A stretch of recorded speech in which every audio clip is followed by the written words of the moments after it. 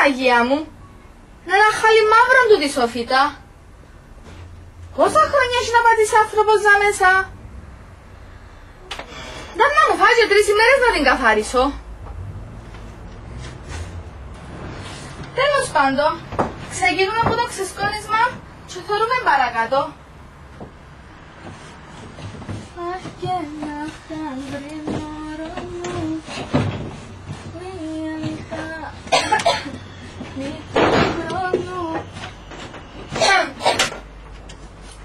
Να γυρίσω λίγο πίσω, να σε βρω και να σε βρίσκω.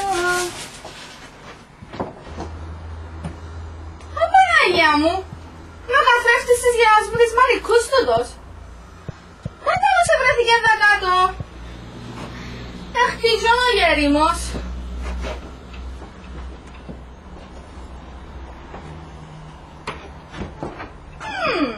Τώρα μάλιστα.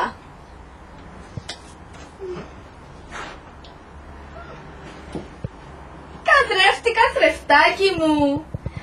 Ποια είναι η ομορφότερη ούλης της Λευκωσίας κι όλου του UCY? Εσύ!